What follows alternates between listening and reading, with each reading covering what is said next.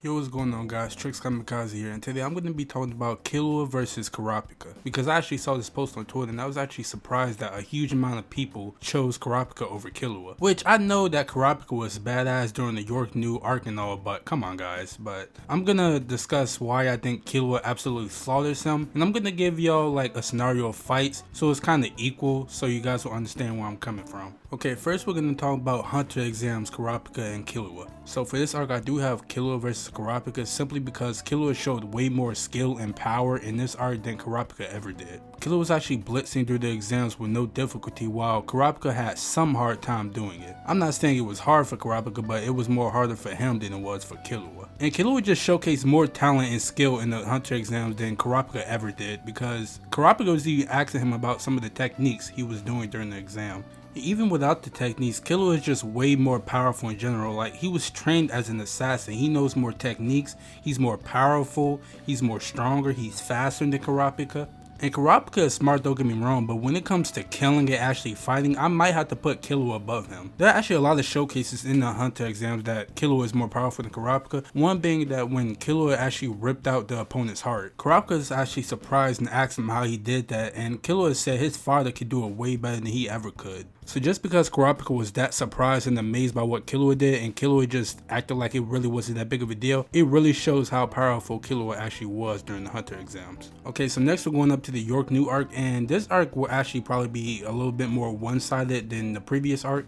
Mostly because at this point, Kurapika was already pretty much done with all his nin abilities except the few extra ones he gets in the manga, but Killua didn't really know about that much nin at this point during the series. He knew the basics of nin, but he didn't even develop an ability at this point, so Kurapika I might just have to put above him in this instance. Not to mention at this point, Kurapika can use Emperor's Time, which will most likely put him at above Killua's level in terms of physical strength and speed. Not to mention at this point, Kurapika can heal himself with Holy Chain. Plus, he does have Judgment Chain, and if he's able to get that off on Killua, it's a wrap. And if you guys don't remember what Judgment Chain is, basically if Kurapika was able to get this off on him, he would be able to give specific orders to Killua, and if Killua doesn't follow them, his heart would just explode. At this point, our Kurapika is basically above Killua and everything, besides smarts probably, but that's debatable to be honest, because Kurapika is a very smart person. I'm not trying to downplay him. Okay, so now let's switch to the Greed Island arc. We didn't see Kurapika during this time, but we do know that Killua was able to train and enhance his nin abilities during this time, so we're going to compare them at that point.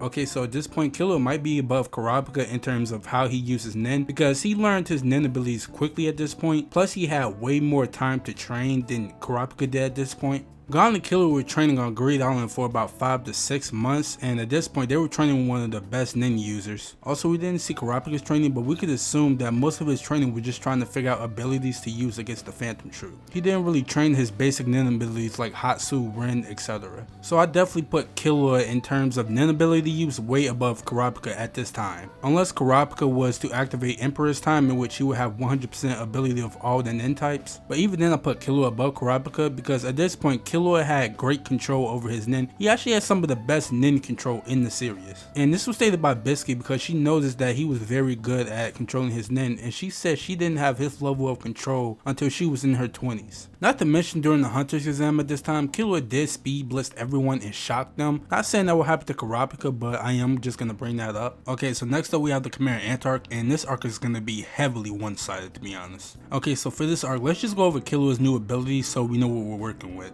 Okay, so first off is Whirlwind. This is basically shown when Killua was being chased by Poof, and when he told Poof not to come inside his circle or he will kill him. Basically the Ultra Instinct technique before Ultra Instinct. Next up is just like the second part of Whirlwind, which is basically just Killua attacking really fast against his opponents and stunning them at the same time. And this is like a really OP ability because it worked on the physically strongest Chimera Ant besides Meruem. And Yuppie is no joke, like he is raw power, he is powerful, and he was screaming in pain when Killua was over here attacking him with it. So if Yuppie of all people was over here taking damage and screaming about it, just imagine what it would do to Kurapika. And I'm just saying this right now, Kurapika has zero chance to actually be able to hurt or like even attack Killua at this point because he's simply way too fast. If Killua was able to do all this against a Chimera Ant, what possibly could Kurapika do against them? Like, he wouldn't even be able to react to his attacks. Okay, so the command arc is done with. I think we all agree that Killua pretty much stomps Kurapika in this arc, so let's go on to the manga. Obviously spoilers by the way if you haven't caught up to the manga. And I'm going to talk about Kurapika's new nin abilities in the manga, and I'm not going to go too in depth with them, but I will show you screenshots so you'll be able to read them up for yourself. Okay, so first up we have Steel Chain. Basically when Kurapika stabs somebody with this, he steals their nin abilities, plus he puts them in a state of Zetsu, basically making them so they can't use their nin. Okay, so next up we have Stealth Dolphin. This basically allows him to use the stolen ability he stole in the first place. And he could basically use this for himself, or he could pass it on to other nin users, or even people that haven't used nin. And when he uses it for people that typically don't have their aura nodes open, it'll open, they'll be able to use nin more easily. If Kurapika was to equip the dolphin with a stolen ability, he would be able to use Steel Chain again, but he wouldn't be able to leave Emperor time until he used the ability. Which you know is a really bad thing, because every second Emperor's time is an hour off of his lifespan, and he could just straight up faint from it.